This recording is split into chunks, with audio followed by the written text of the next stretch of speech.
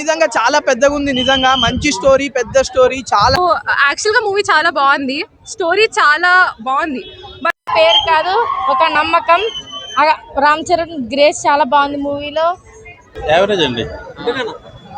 అంటే పుష్ప 2 బీట్ చేస్తుందేమో అనుకున్నా కానీ నాకు అంతేం అనిపించలేదు. యావరేజ్.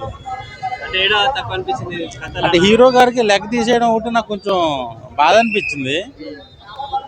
సో అదే నాకు ఎందుకు డైజెస్ట్ అవ్వాలా. సో యాక్టింగ్ పరంగా రామ్ చరణ్ గారికి అవార్డు వచ్చింది, నేషనల్ అవార్డు, కానీ సినిమా అయితే యావరేజ్గా ఉంది. హీరోయిన్ ఎక్స్పోజింగ్ ఎక్కువైపోయింది, పర్లా. బట్ స్క్రీన్ ప్లే అనేది చాలా లాగ్ ఉంది. జాన్వీ కపూర్ చాలా గ్లామరస్ గా ఉంది, బట్ ఆవిడ అవసరం అంతగా లేదు మూవీలో. చాలా సైడ్ క్యారెక్టర్ లా పెట్టారు.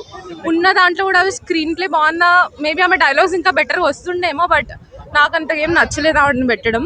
తర్వాత మ్యూజిక్ బుచ్చిబాబు కాకుండా వేరే ఎవరైనా తీసుంటే బెటర్ వస్తుండే. అంటే చాలా బాగా తీసిండు బుచ్చిబాబు గారు, నిజంగా చాలా అంటే మంచిగా ఆలోచించి తీసిరు సార్ మూవీ అయితే. నెక్స్ట్ అంటే నెక్స్ట్ లెవెల్ ఉంది. ఇంత ఎమోషనల్ గా కనెక్ట్ అవుతామని అనుకోలేరు.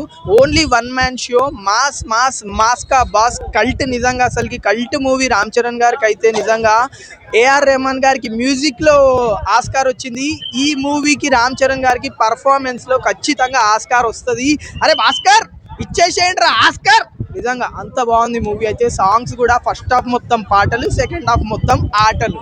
నిజంగా మంచి మూవీ, మంచి మెసేజ్, మంచి ఎమోషన్స్, చాలా బాగుంది మూవీ అయితే. ఇది కూడా హైలైట్ అనే చెప్పాలి. దీంట్లో నెగిటివ్ కామెంట్స్ ఇచ్చారు అంటే వాళ్ళకి సినిమా పరిజ్ఞానం లేదనే నేను చెప్తాను. సో